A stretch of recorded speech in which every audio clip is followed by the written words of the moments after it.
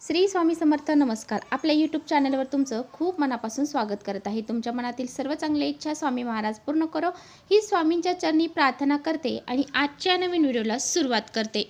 तर पहा, आता दसरा नुकताच संपलेला आहे आणि दिवाळीची चाहूल ही सर्वांना लागलेली आहे. दिवाळी हा सण अगदी तोंडावर आलेला आहे. दिवाळीच्या या सणांमध्ये वसुबारस, धनतेरस, छोटी दिवाळी, मोठी दिवाळी, असं लक्ष्मीपूजन, पाडवा, भाऊबीज या सर्व सणांना विशेष महत्त्व दिलं जातं. दिवाळी हा सण कोणत्या दिवशी आलेला आहे, कोणत्या दिवशी दिवाळी साजरी करायची आहे, पूजन कोणत्या वेळेमध्ये कसं करायचं आहे, त्याचबरोबर धनत्रयोदशीला या 3 वस्तू चुकूनही आपल्याला आपल्या घरातून कुणालाही द्यायच्या नाही. अशा ह्या कोणत्या 3 वस्तू आहेत ज्या आपल्याला आपल्या घरातून कुणालाही द्यायच्या नाहीत, तर 90% लोकांना ह्या गोष्टी माहीत नाहीत. आणि असं जर आपण केलं, आपल्याला कळत नकळत आपल्याकडून ही चूक जर घडली, या 3 वस्तू आपल्याकडून कुणाला देण्यात आल्या तर लक्ष्मी आपली साथ सोडून जाईल आणि आपल्या घरामध्ये दारिद्र्य निर्माण होईल. आपल्या घरामध्ये गरिबी येईल. आपलं घर हे दुःखाने भरून जाईल. आणि म्हणूनच आपल्याला आपल्या घरामधून अशा काही वस्तू ज्या आहेत तर त्या इतर कुणालाही द्यायच्या नाही. अगदी तुमच्या जवळची व्यक्ती असली तरीसुद्धा तिला तुम्हाला द्यायच्या नाही. तर पहा, याबद्दलची संपूर्ण माहिती आजच्या व्हिडिओमध्ये आपण बघणार आहोत. त्यामुळे तुम्ही पुढे व्हिडिओ स्किप न करता शेवटपर्यंत नक्की बघा, जेणेकरून तुमच्यापर्यंत योग्य ती माहिती पोहोचेल.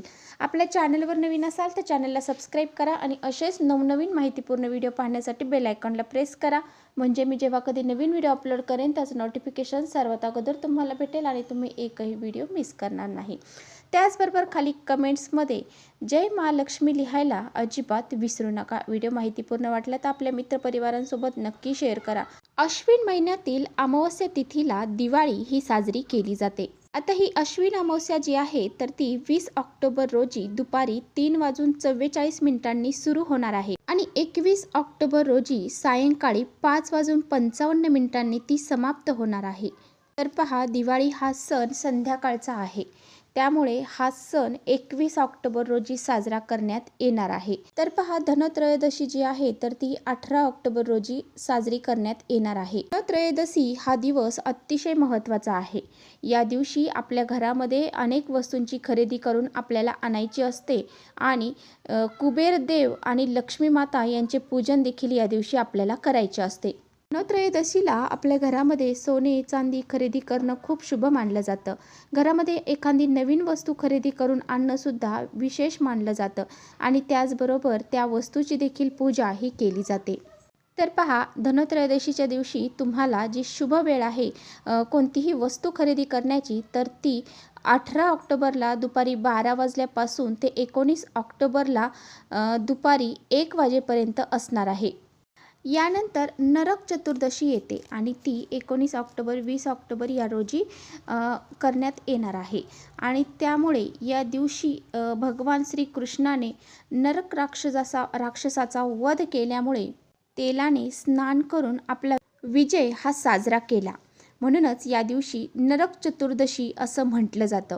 आणि म्हणूनच या नरक चतुर्दशीच्या दिवशी पहाटे अभंग स्नान करण्याची प्रथा ही निर्माण झालेली आहे. आणि लक्ष्मीपूजन हे 20 ऑक्टोबर रोजी साजरं करण्यात येणार होतं, परंतु अमावस्या तिथीचा गोंधळ झाल्यामुळे हा सण जो आहे हे लक्ष्मीपूजन जे आहे तर ते 21 ऑक्टोबरला साजरं करण्यात येणार आहे. आणि त्यानंतर लगेचच दिवाळी 21 ऑक्टोबरला साजरी करायची आहे आणि 22 ऑक्टोबरला जी दिवाळीची पाडवा प्रतिपदा असते तर ती साजरी करण्यात येणार आहे.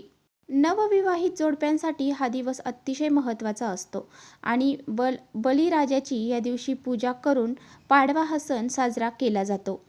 आणि त्यानंतर 23 ऑक्टोबरला भाऊबीज ही साजरी करण्यात येणार आहे. आणि हा जो सण आहे तर तो बहिणीच्या प्रेमाचा अतूट नात्याचा संबंध जोडणारा सण मानला जातो. या भाऊबीजेच्या दिवशी बहीण भावाला ओवाळते आणि भावाच्या सुखसमृद्धीसाठी प्रार्थना करत असते. तर पहा, आपल्या हिंदू धर्मामध्ये धनत्रयोदशीला विशेष महत्त्व दिलं जातं. अश्विन महिन्यातील शुक्ल पक्षातील त्रयोदशी तिथीला ही तिथी धनत्रयोदशी ही साजरी केली जाते. 2 दिवस ही तिथी असल्यामुळं या दिवशी धनत्रयोदशी कधी साजरी करायची याबद्दल गोंधळ निर्माण झालेला आहे. आणि या दिवशी कुबेरदेव लक्ष्मी माता यांची पूजा ही केली जाते.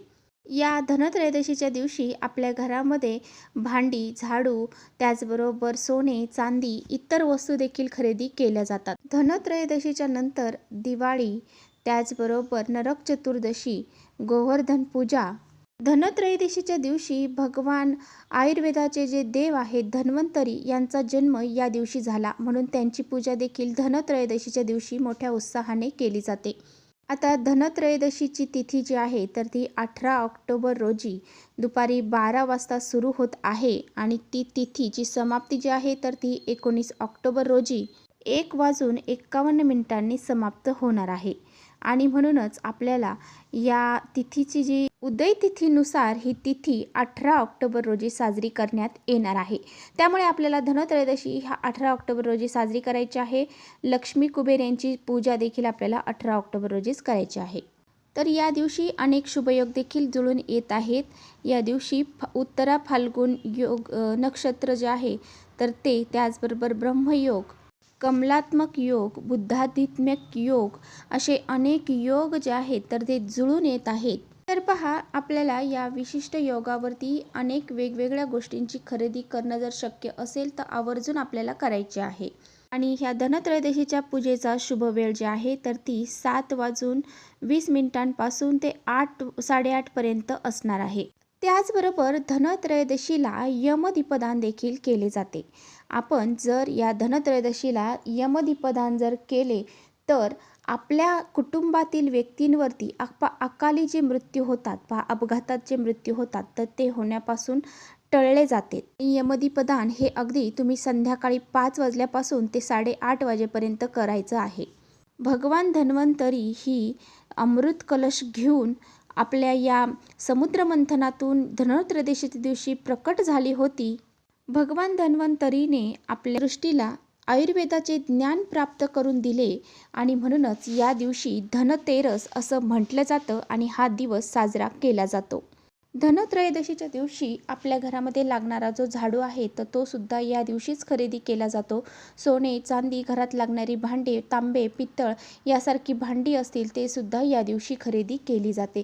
नवीन वस्तूंची खरेदी, त्याचबरोबर घर, गाडी, बंगला यासारख्या गोष्टींची खरेदी देखील केली जाते. त्याचबरोबर आपल्याला आपल्या घरातून धनत्रयोदशीच्या दिवशी काही वस्तू ज्या आहेत तर त्या इतर कुणालाही द्यायच्या नाही. अगदी तुमची जवळची व्यक्ती असू द्या, अगदी तुमची बहीण असू द्या किंवा मैत्रीण असू द्या किंवा अगदी जवळची व्यक्ती आहे तरीसुद्धा तुम्हाला त्यांना ह्या 3 वस्तू ज्या आहेत तर त्या अजिबात द्यायच्या नाहीत. आणि जर आपण आपल्या घरातील ह्या वस्तू जर आपण इतरांना दिल्या तर आपल्या घरातील धनहानी होते आणि आपलं धन हे कमी होतं, आपल्या घरातून लक्ष्मी निघून जाते, आपल्या घरामध्ये दारिद्र्य निर्माण होते. म्हणूनच चुकूनही ह्या वस्तू आपल्याला कुणालाही द्यायच्या नाहीत. आता कोणत्या आहेत त्या वस्तू ते पाहूया. तर पहा, या धनत्रयोदशीच्या दिवशी तुम्हाला सोने, चांदी, पैसे, इतर मौल्यवान वस्तू ज्या आहेत तर त्या इतर कुणालाही घरातून द्यायच्या नाही. यामुळे आपल्या घरातील लक्ष्मी ही दुसऱ्यांकडे जाते आणि आपल्या घरामध्ये दारिद्र्य येते. म्हणून ह्या वस्तू आपल्याला कुणालाही द्यायच्या नाही. त्याचबरोबर आपल्या घरातील तेल, मीठ, त्याचबरोबर झाडू हा देखील तुम्हाला कुणालाही द्यायचा नाही. कांदे, लसूण, धान्य आणि कपडे यासारख्या वस्तू देखील आपल्याला कुणालाही द्यायच्या नाही. त्याचबरोबर या दिवशी बरेच जण तेल, दिवा, पाणी यासारख्या गोष्टी देण्याचा प्रयत्न करतात, परंतु यासुद्धा तुम्हाला कुणालाही द्यायच्या नाही. धनत्रयोदशी हा दिवस आपल्या घरामध्ये लक्ष्मीचं आगमन घडवून आणणारा दिवस मानला जातो आणि आपण आपल्या घरातील लक्ष्मी ही दुसऱ्यांना जर दिली तर ती लक्ष्मी आपल्या घरातून निघून जाते. या दिवशी कुबेरदेवांची पूजा करणं, लक्ष्मीपूजन करणं, त्याचबरोबर झाडूची पूजा करणं अतिशय शुभ मानलं जातं. त्याचबरोबर धने देखील आपल्याला चुकूनही कुणाला द्यायचे नाही. धने म्हणजे धन असतं आणि ते धन आपण अजिबात कुणाला द्यायचं नाही. त्याचबरोबर आपल्या घरातील पैसे हे देखील आपल्याला इतर कुणालाही द्यायचे नाही. कुणी कितीही मागितले तरीसुद्धा आपल्याला त्याला द्यायचे नाही. या दिवशी तुम्ही वस्तूंची खरेदी जेव्हा करताल तेव्हा तुम्ही पैसे देऊ शकता, परंतु असेच उसने पैसे कुणालाही द्यायचे नाही आणि कुणाचे घ्यायचे देखील नाही. अशा पद्धतीने ह्या ज्या काही वस्तू सांगितल्या आहेत तर ह्या चुकूनही आपल्याला धनत्रयोदशीच्या दिवशी इतर कुणालाही द्यायच्या नाही. तर ह्या गोष्टी नक्की लक्षात ठेवा आणि प्रत्येकाने ह्या गोष्टी पाळण्याचा प्रयत्न करा. आपल्या घरातील धन हे दुसऱ्याकडे जाऊ द्यायचं नाही. तर चला इथेच थांबवते माझा व्हिडिओ थोडा जरी आवडला असेल तर नक्की लाईक करा. चॅनलवर नवीन असाल तर चॅनलला सबस्क्राईब करा. परत भेटूया अशाच छानशा व्हिडिओसोबत. तोपर्यंत श्री स्वामी समर्थ.